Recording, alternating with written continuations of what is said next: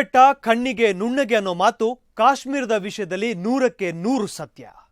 ಹೊರಗಡೆಯಿಂದ ಸುಂದರವಾಗಿ ಕಾಣೋ ಕಾಶ್ಮೀರ ಹತ್ತಿರದಿಂದ ನೋಡಿದ್ರೆ ಸಮಸ್ಯೆಗಳ ಆಗರ. ಸ್ಥಳೀಯರಿರಲಿ ಯೋಧರೇ ಇರಲಿ, ಇಲ್ಲಿಯ ಪ್ರತಿಕೂಲ ವಾತಾವರಣ ಕಂಗೆಡಿಸಿ ಬಿಡುತ್ತೆ. ಆದರೆ ಈ ಪ್ರತಿಕೂಲವೇ ವರದಾನವಾಗಿದೆ. ಸ್ಥಳೀಯರು ಮತ್ತು ಬಿಎಸ್ಎಫ್ ಯೋಧರ ನಡುವೆ ಸೌಹಾರ್ದ ವಾತಾವರಣಕ್ಕೆ ನಾಂದಿಯಾಗಿದೆ.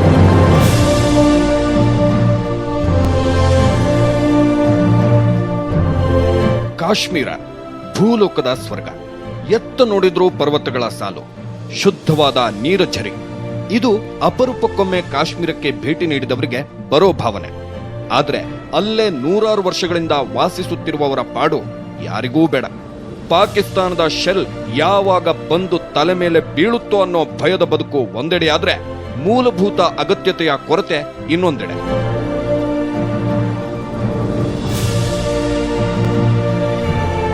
ಹೌದು, ಪ್ರವಾಸಿಗರ ಸ್ವರ್ಗವಾದ ಜಮ್ಮು ಕಾಶ್ಮೀರದ ಬಹಳಷ್ಟು ಭಾಗ ಹಿಮ ಮರುಭೂಮಿ, ಪರ್ವತ ಪ್ರದೇಶಗಳು. ಕೆಲವು ಪ್ರದೇಶಗಳು ಮಾತ್ರ ಕೃಷಿ ಯೋಗ್ಯವಾಗಿವೆ. ಆದ್ರೆ ಇಲ್ಲೂ ಕಾಶ್ಮೀರಿಗಳು ದುರದೃಷ್ಟವಂತರೆ. ಏಕೆಂದ್ರೆ 6 ತಿಂಗಳು ಮಾತ್ರ ಬೆಳೆ ಬೆಳೆಯಬಹುದು. ಅಕ್ಟೋಬರ್ನಿಂದ ಏಪ್ರಿಲ್ ತನಕದ ಸಮಯ ಅಲ್ಲಿಯ ಜನರಿಗೆ ಅತಿ ಕಷ್ಟದ ಕಾಲ. ಚಳಿಗಾಲದಲ್ಲಿ 20 ರಿಂದ 30 ಅಡಿ ಹಿಮ ಬೀಳುತ್ತದೆ. ಕುಡಿಯುವ ನೀರಿನಿಂದ ಹಿಡಿದು ಹೊದೆಯುವ ಚಾದರದ ತನಕವೂ ಎಲ್ಲದಕ್ಕೂ ತತ್ವಾರ. 6 ತಿಂಗಳು ಮನೆಯಿಂದ ಹೊರಬೀಳುವಂತಿಲ್ಲ, ಯಾವ ಕೆಲಸವನ್ನು ಮಾಡುವಂತಿಲ್ಲ.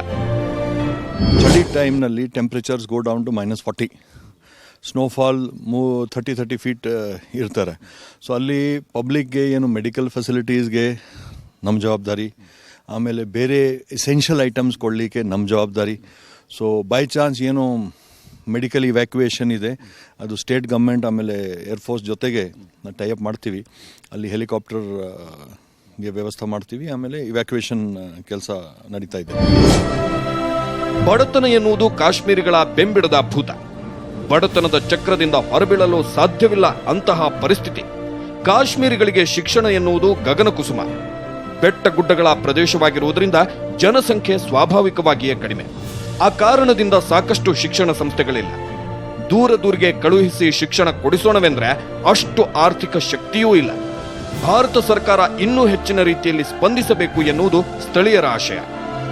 बाढ़ आया, इस बाढ़ में हमने किसी इंसान को नहीं देखा सर. यहाँ हमारे तरफ आकर अच्छी तरह से नजर मारे कि ये भी कोई जिंदा है या मरा है, खाने पानी का कोई सामान इनके पास है. अगर हेलियो में ड्रॉप श्रीनगर जम्मू वगैरह में किया तो यहाँ हमारे साथ कोई अच्छा ऐसा देखना नहीं चाहिए था क्या? इसके लिए सरकार को हम रिक्वेस्ट करते हैं सर. ये हम उसके लिए ये नहीं कर रहे हैं कि हमें उससे रिक्वेस्ट कर रहे हैं कि हमारी तरफ भी कोई तवज्जो दे दें ताकि हम भी कहीं गिनती में आ जाते. ಖಂಡಿತ ಜಮ್ಮು ಕಾಶ್ಮೀರದ ಸ್ಥಳೀಯರಿಗೆ ಮತ್ತು ಕರ್ತವ್ಯ ನಿರ್ವಹಿಸಲು ಬರೋ ಬಿಎಸ್ಎಫ್ ನವರಿಗೆ ಇಲ್ಲಿಯ ಪರಿಸರ ಪ್ರತಿಕೂಲವಾಗಿಯೇ ಇದೆ. ಆದ್ರೆ ಬಿಎಸ್ಎಫ್ ಮತ್ತು ಸ್ಥಳೀಯರು ಒಬ್ಬರಿಗೊಬ್ಬರು ನೆರವಾಗುವ ಮೂಲಕ ಅನೇಕ ಕಷ್ಟಗಳನ್ನು ಪರಿಹರಿಸಿಕೊಂಡಿದ್ದಾರೆ. ಬಿಎಸ್ಎಫ್ನ ಸಿಪಾಯಿಗಳು ಕೇವಲ ಗಡಿ ರಕ್ಷಣೆಯಲ್ಲಿ ಮಾತ್ರ ತೊಡಗಿಲ್ಲ.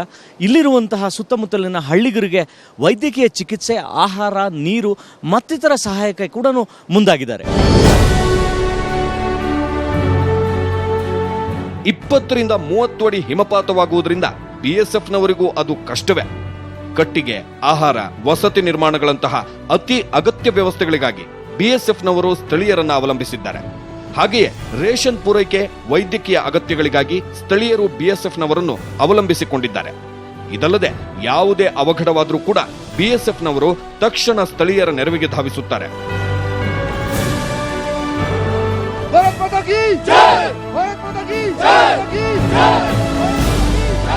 जवन 1 से बीएसएफ यहाँ लगी हुई है, तब से हमारा और इनका रिश्ता एक परिवार का रिश्ता है, चोली दामन का साथ है.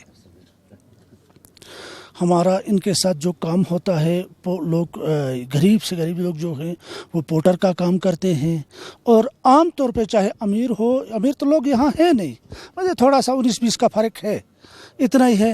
तो इसमें हमारे कुछ मरकबान हैं जो घोड़ा पोस्टों पे राशन ले जाते हैं, इनका सामान ले जाते हैं, और ज़्यादातर इनके साथ काम करते हैं हमारे लोग.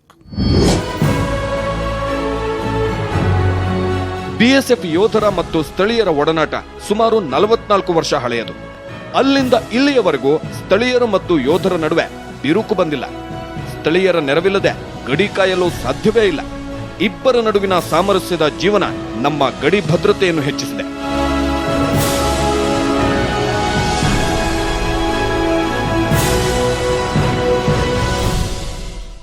ಜಮ್ಮು ಕಾಶ್ಮೀರಕ್ಕಿಂತ ಲಡಾಖ್ ಸಂಸ್ಕೃತಿ, ಭಾಷೆ, ಪರಿಸರ ಹೀಗೆ ಎಲ್ಲ ವಿಷಯಗಳಲ್ಲೂ ವಿಭಿನ್ನ. ದೇಶದ ತುತ್ತ ತುದಿಯ ಈ ವಿಶಿಷ್ಟ ಯುದ್ಧ ಭೂಮಿಯ ಬಗ್ಗೆ ನಾಳೆ ಹೇಳ್ತೀವಿ. ಮರಿದೆ ನೀವು ಕೂಡ ನೋಡಿ. ಇದೇ ಹೊತ್ತಿನ ಸಮಯ ಸ್ಪೆಷಲ್. ನೋಡ್ತಾ ಇರಿ ಸಮಯ ಸಮಾಚಾರ ನಿರಂತರ.